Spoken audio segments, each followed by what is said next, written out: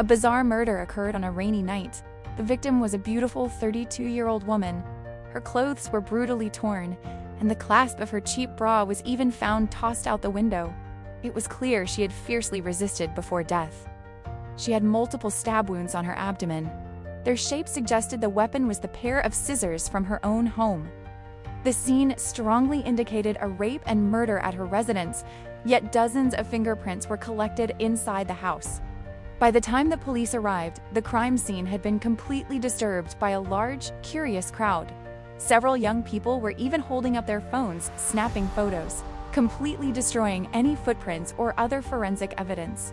This was the first murder case I was put in charge of. Looking at the dense crowd, I felt a knot of anxiety in my stomach. My partner, or boss, stepped out of the car, stomped his cigarette underfoot, and clapped me on the shoulder. "Don't stress, detective. First, clear this crowd out. We can't have photos leaked online." I gathered a few colleagues. It took a lot of shouting, but we finally managed to disperse the crowd. Just as they cleared, a shabbily dressed middle-aged man was seen sneaking toward the stairwell. The victim lived on the third floor of this old building. The police tape was up at the entrance, but he hunched down, slipped underneath, and hurried up the stairs. I immediately chased after him, yelling, "Hey, stop right there!" The man heard my voice and took off running like crazy. The boss once told me, "Anyone who sees a cop and runs is never a good person." I shouted and gave chase, blocking him at the third floor landing in just a few steps. He spun around, adopting a defensive posture. In his hand was a black bag. I couldn't tell what was inside. "What do you want?" he stammered. "Put the bag down, squat down," I commanded, staring at him intently. Instinct told me this man was connected to the case. I didn't commit a crime. Why should I squat? He avoided my gaze, glancing behind him, obviously looking for an escape route. I lowered my head and took a step forward. My movement seemed to panic him. He raised the bag. I reacted instantly, spinning, twisting his arm, and slamming him to the ground. He yelled in pain. Hearing the commotion, my colleagues rushed over. He screamed obscenities in the local dialect, kicking wildly. I pressed down harder.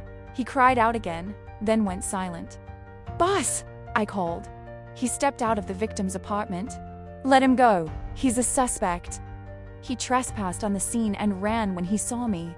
"Let him go. He's the one who called in the report." I released him, then looked again. The black bag only contained a few takeaway containers. The man glared at me, grinding his teeth. "Damn it, are cops allowed to assault people? I'm suing you!" The victim, Sarah Stone, was a sex worker. The man I tackled was Gary Thompson, the landlord who lived directly on the floor above. 3 days prior, Gary, after drinking, barged into Sarah's room and raped her. Afterward, she demanded payment, but he refused, sneering, "My rent for you is cheap, and you're still demanding money?" Sarah was furious. "You rent to others for $800, but I have to pay $1,000. Is that cheap?" He chuckled contemptuously. "You make money just by spreading your legs. Why can't I charge a little extra? Besides, if people knew what you did, who would rent a room here?" She blocked his way. "You can't leave. No money, no exit." He slapped her hard. She fell to the floor. He roared, "You dare talk back? If you don't like it, move out tomorrow." Sarah was terrified. Thinking of her son in school, she bit back her tears and endured. The next morning, she suffered even greater humiliation. Gary's wife, a large, vicious woman named Brenda Thompson, cornered Sarah at the local market. Brenda grabbed her hair and slapped her repeatedly. Sarah tried to fight back, but she was weaker, and her mouth filled with the taste of blood. After the beating, Brenda tore off Sarah's clothing, dragging her through the crowd while shouting curses. "Come look, everyone! This tramp rents my apartment to do her dirty business." She even seduced my husband and claimed to sleep with him to pay the rent. "Are you sick? Are you so starved for men that you itch all over?" Brenda yelled obscenities. The crowd grew larger and larger. Several men stared intently at Sarah's nearly naked body, while the women's faces were full of contempt. "Women like you only harm others. You should just die already." Sarah's head swayed as Brenda yanked her hair. In the middle of the crowd, she suddenly spotted a familiar face, her 11-year-old son, Ethan, standing there with his backpack, looking at her with cold eyes. "Ah!" Sarah screamed, biting down hard on Brenda's arm. Brenda shrieked, hitting Sarah's head repeatedly with her free hand, but Sarah wouldn't let go. It wasn't until people managed to pull them apart that Brenda's arm was revealed. A chunk of flesh had been torn out, bleeding profusely. Trembling, Sarah pulled her clothes back on, running away like a hunted animal, tears streaming down her face. "We should thank the killer. Women like her should die for the good of society." Brenda Thompson was still cursing, her arm bandaged. The boss asked, "Did you see anyone go into her room between yesterday afternoon and this morning?" "How would I know?" "She was a whore," Brenda scoffed. "Men were in and out all the time. Just the other day I saw some old man, maybe 60, grabbing her arm in the hallway." The boss nodded. "All right, call us if you remember anything." Although Brenda had fought with the victim, she wasn't the killer. She had an alibi. She was out of town visiting family when the murder occurred. Sarah's apartment was meticulously clean. The windows and floors were spotless. She was a neat freak. On the balcony was a pot of daffodils, bringing a small touch of warmth to the otherwise poor home. "Sir, we found these," my colleague, Officer Drew, handed the boss some papers. They were loan slips bearing fingerprints for amounts ranging from $5,000 to $30,000. But the borrower's name was Henry Stone. "Who is Henry Stone? Why was she paying his debt?" I asked. "He's her older brother," Drew replied. "Can we contact him?" "No number." "How can that be? Where's the victim's phone?" "That's the odd thing. Her phone is missing. The killer might have taken it, but it was just an old phone, worth less than $30. Why would the killer take the phone but leave $2,000 cash in the cabinet?" Drew pointed to the spot. The boss looked at the pot of daffodils and sighed. "We need to find Henry Stone regardless. Even if he's not involved, he's next of kin and responsible for the funeral arrangements." 2 days before at dusk, Sarah's brother, Henry Stone, had visited her apartment. At 42, he looked 60 due to alcohol and gambling addiction, gray hair, sunken eyes, and a frail body. He was there to ask for money again. Sarah said, "I just gave you $2,000 last week. Did you lose it all already?" He took a drag from his cigarette, looking pathetic. "I was trying to move some goods with a friend, but we got busted. The merchandise was seized. I'm starving. Give me a few hundred." Moving goods meant dealing in stolen property. Hearing this, Sarah erupted. "I don't have any money. Stop treating me like an ATM. You're over 40 and you can't even support yourself. Aren't you ashamed?" Henry snapped, rushing into the apartment to rummage around. She tried to stop him. He shoved her, knocking her down. He found over $1,000 in a drawer, pocketed it, and tried to leave. She grabbed his legs, crying, "That's money for Ethan's tutoring. My son's money." He kicked her hard. "Does that bastard even know who his father is? If it weren't for him, our parents wouldn't have died so soon. It's all your fault." Those words were the mortal wound in her heart. She trembled violently. Sarah had been raped as a student, and the unplanned pregnancy caused her parents to die from the shame. Her brother, Henry, hated her, chased her from the house, and called the baby tainted blood. Her mother's last words before she died were, "You deserve to die." "Why aren't you dead yet? Where were you last night from 9 p.m. to 5 a.m.? I looked at the man before me. He showed no sign of sadness seeing his sister's death. Playing poker. "I have witnesses." He chewed betel nut as he spoke. "Did your sister act strangely recently? Did she tell you anything unusual?" Drew asked while taking notes. "Who cares about her?" Henry glanced at the stack of money on the table, then asked, "Oh right. Now that she's dead, is this money mine? And all her other stuff is mine too, right?" I clenched my fist, nearly punching him. Outside the window, the rain grew heavier, streaming down the glass like tears from the heavens. I looked at the photos on the bedside table. They documented Sarah's life. In most photos, she had the same expression, lips pressed together, looking straight at the camera, calm, yet tinged with sorrow. There was only one picture where she smiled. It showed 2 women. The other woman had her arm around Sarah, and Sarah's eyes were brighter than usual. I asked Drew, "Who is this woman?" "I'll check. She must be a friend." Drew took the photo and hurried out. The boss clapped my shoulder, signaling he wanted to talk privately. I put the photo down and followed him out. Having been a homicide detective for over 20 years, he had seen countless cases. Every wrinkle on his face was a mark of the storms he had weathered in his career. Despite his rank, he was always patient with us, never arrogant. When we made a mistake, he wouldn't yell, he'd just show us the right way. He lit a cigarette. "Any leads?" I replied, "This case is too strange. It seems everyone who knew the victim wanted her dead. Everyone had a motive, but no one has the time of death." The boss mused, truthfully. "Many things look complicated, but their essence is quite simple. Like this case, finding the killer isn't hard." My heart jumped. "You have a lead, boss?" He didn't answer, only looking up at the somber sky. But knowing how to solve the case and make an arrest isn't enough to be a police officer. Yesterday morning, Sarah traveled far to meet Jessica Lee, a florist and her college friend, the only person who knew Sarah's dark past yet still treated her kindly. Jessica was short and slightly overweight, the same age as Sarah, but looked middle-aged. Sarah even had a small investment in the flower shop. They had agreed to share the profits proportionally, but business was slow, and Sarah was reluctant to bring up the money. Seeing Sarah arrive, Jessica came out and held her hand. "What happened to your face? Who hit you?" Sarah forced a small smile and shook her head. "It's nothing." Jessica immediately rolled up her sleeves. "Tell me, who was it? I'll handle them." Sarah was touched, her smile softening. "Seriously, it's fine. I didn't mean to interrupt your business." "What are you saying? You barely visit." Jessica pulled her into the shop and poured tea. "Did the pot of daffodils I gave you last time bloom?" "Yes, they're beautiful.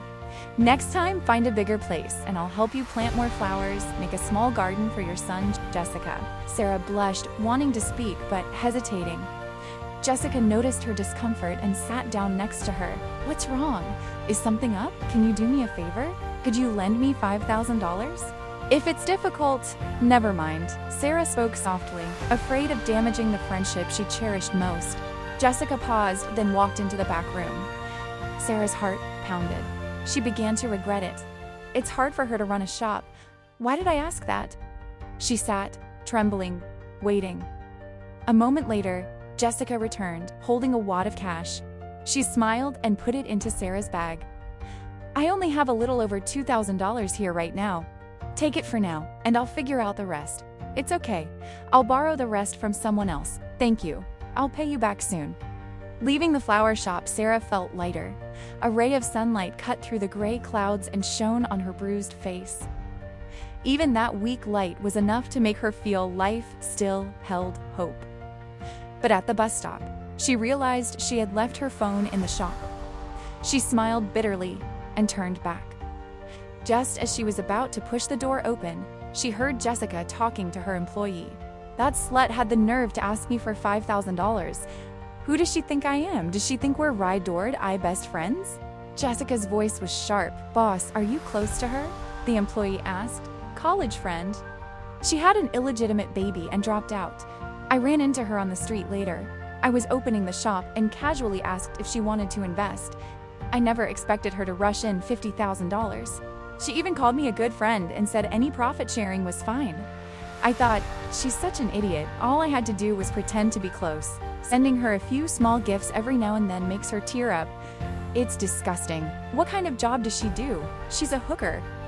Even through the door, I could imagine the contemptuous look on Jessica's face. "If you see her again, tell her I'm out of town on a business trip." Sarah stood frozen. At that moment, the employee opened the door, spotting her standing outside, the weak sunlight immediately swallowed by dark clouds. She lowered her head and smelled the damp earth, knowing a big storm was coming. "This is the pot of daffodils she gave her. She took very good care of it." The boss pointed out to the balcony. Jessica scoffed. "Stale flowers. Lucky someone else wanted them." "Why did you treat her like that?" I asked. "What do you mean, like that?" "You clearly despised her, so why pretend to be her friend? Do you know how much that kind of deceit hurts?" Jessica gave a cold laugh because she was stupid. "Besides, I didn't trick her out of anything. I was in the suburbs getting inventory yesterday, so her death has nothing to do with me." She looked at the photo of them together, trying to dismiss any connection. I felt sickened by her face and walked outside. It was pouring rain, slamming down on the ground. The earth seemed to be the most resilient thing in the world, able to withstand wind, rain, and fire. Humans, however, were much weaker. Just one heart wound could break them forever. Lost in thought, I saw a thin young boy entering the stairwell. He wore a worn backpack, and his eyes had lost their innocence. I saw pure hatred in his gaze. He flinched when he saw me standing in front of Sarah's door, and he quickly turned away. "Hey, wait up!" I called. He leaned against the wall, silently looking at me. "Do you live here?" "Yes," he whispered. "What are your parents' names?" "I don't have a father. My mother's name was Sarah Stone." Thunder rumbled outside. I saw an old phone sticking out of his backpack. I yelled for the boss as if someone had just pulled the plug on a reservoir. Everything in the case suddenly clicked into place. That phone was the final piece of the truth. 2 nights ago, Sarah's son hadn't come home from school. Sarah, trembling, took her umbrella and searched for him alone in the rainy night. Every sound made her jump and want to scream. After 2 hours, she found him in a dimly lit internet cafe. Boy was smoking a cigarette and playing a game with high school students, cursing repeatedly. Sarah had never been so angry. She grabbed his ear and yanked him out of the chair. "Stop trying to control me! Get lost!" the boy yelled. She swallowed her tears and softened her voice. "Ethan, let's go home. Mom's here." "It's okay, Auntie. Let him play a little longer. I'll bring him back later." A high school student, whose voice was breaking from puberty, stood up. Sarah flinched, noticing the boy's eyes glued to her chest. It was a contemptuous, lustful stare, not childlike, but like that of a customer. "Who are you?" "I'm Adam Scott, Ethan's friend." He spoke politely, but his eyes were still scanning her body. She said no more, pulling her son outside, practically dragging him. The boy kept kicking her leg, his eyes full of hate. Back in their tiny apartment, he slumped onto the floor. "Go to bed. You'll catch a cold," she said gently. "Whatever," he replied curtly. Her heart ached, but she forced a smile. "If you like games, I can buy you a computer to play at home. It's cold and dangerous outside." "I don't like games. I just hate looking at you."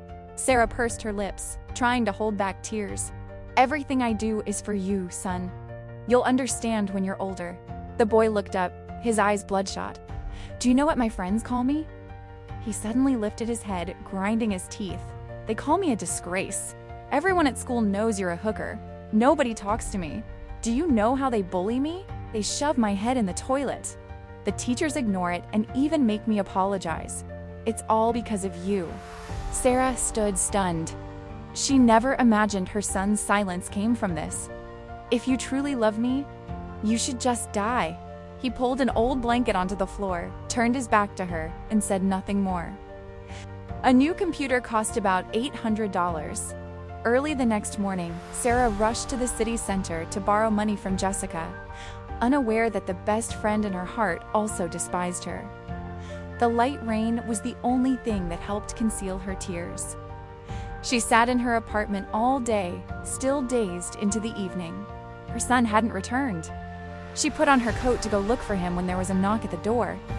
"Ethan?" Sarah opened it quickly, but her eyes met a greasy, young face. "Hi, Auntie." Adam Lee grinned insolently. "What are you doing here? Where is Ethan?" she asked cautiously.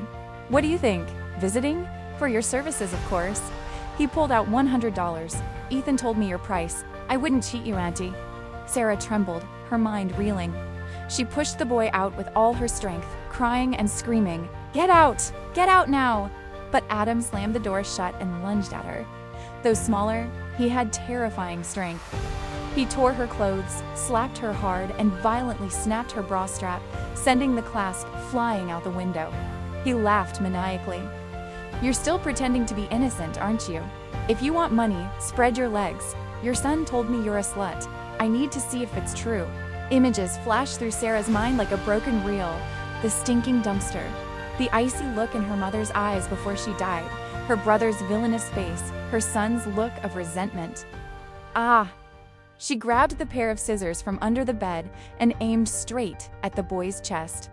Her eyes were those of a rabid animal, a desperate mother wolf protecting her cub. "Auntie, don't! I was wrong. I'm leaving right now." Adam panicked, sweating, raising his trembling hands in surrender. Sarah gasped, and the sight of his young face momentarily transformed into her son's. Maternal instinct pulled her back from the brink of madness. "Go! Get out quickly!" She dropped the scissors, trembling as she pointed to the door. No one expected Adam Lee to lunge forward, grab the scissors, and plunge them into her abdomen. "Boss, I once said that after being a cop for so long, you start seeing the souls of the dead. I didn't believe it then, but I see it now." She sat numbly on the floor, her eyes empty. She didn't understand why the world was so cruel to her. She felt no pain. Blood poured from the wound in her abdomen. She watched the door close, wanting to cry, but her tears had run dry. Had she ever been happy in her life? "You once said that being a good police officer isn't just about catching the killer. What else is needed?" I asked, the smoke stinging my eyes until they teared up. "It requires a heart of justice and eyes that know compassion," the boss answered gently. "Catching the killer only brings justice for one dead person. But if you have those two things, you'll see the darkness lurking in the shadows. And if you stop it in time, you'll save many more people." Drew ran over, sweating profusely, holding the forensic report. "The results are in, boss." The boss clapped my shoulder. "Let's go. Time to close the case." He opened the door to the interrogation room. Everyone involved with Sarah Stone was there. They looked annoyed. "Why did you call us here?" "I didn't kill anyone," the bald landlord, Gary, shouted. "Yeah, I'm busy. My flower shop is losing money." Jessica chimed in. "Have you found the killer? Can I get my money back now?" Henry asked anxiously. Only the victim's son sat in silence. No one knew what he was thinking. The boss suddenly slammed his hand on the table and yelled, "Who said you weren't the killers? You are all murderers. Your malice killed her." The room fell silent. He threw the forensic report onto the table, looking at each person. Only then did they show fear, their faces pale, bodies trembling, unable to stand steady. On the paper, a cold line read, "The body had 2 stab wounds. The first, inflicted by another person, caused heavy bleeding but was not fatal. The second wound pierced the internal organs and was the fatal injury. This stab was self-inflicted by the victim." Sarah Stone's blood stained the floor. Adam Lee, seeing the gravity of the situation, quickly dressed and fled. She felt the life draining from her body, struggling to crawl. Reaching for the old phone on the bedside table, her only hope of survival. Every movement was heavy, but her eyes were firm. "I can't die yet. What about Ethan if I die?" Just then, the door burst open. Her son stood frozen, stepping back in horror. "Ethan! Call an ambulance for Mom!" Her voice trembled. He picked up the phone, his hands shaking, and dialed the number. But as soon as the line connected, he hung up. "Ethan, hurry! I'm passing out!" The boy only gathered his belongings, took his mother's phone, and looked back at her. That look, that moment, was Sarah Stone's final farewell to the world. "If you truly love me, you should just die." He slammed the door shut and ran down the stairs. Sarah burst into laughter. With no more tears, all she had left was laughter to vent her sorrow. How ridiculous. Her entire life, everyone close to her had wanted her dead. What meaning did such a life hold? She picked up the scissors and leaned against the wall. Perhaps in that moment, her heart died before her body. She laughed maniacally, oblivious to the pain, the blood, and the filth. She raised her hand high toward the window, where the torrential rain poured down like a final hymn. When she was 20 on a rainy day, Sarah Stone walked into a hospital. She was very young then, her eyes not yet carrying so much sorrow. She clutched $200 and stood at the end of the line. After paying the fee, she undressed and lay on the operating table, trembling all over, her face pale. The doctor said gently, "Don't be afraid. It won't hurt. It will be over quickly." She closed her eyes, praying silently. "Please let my parents get well soon. Please let the baby in my belly not hate me." Just as the doctor put on his gloves to begin, the baby in her womb kicked. It was the first time she had clearly felt the life inside her, as if the child was begging to live. She suddenly jumped off the table, put her clothes back on, and ran out of the operating room, ignoring the doctor calling after her. The rain had stopped then, and a brilliant rainbow arched across the sky, so beautiful it made people forget the storm that came before. She hugged her belly, smiled, and whispered, "Don't be afraid. Everything will be all right." She leaned against the window, looking up at the sky full of hope, not knowing that for the rest of her life, there would only be rain, and she would never see a rainbow again.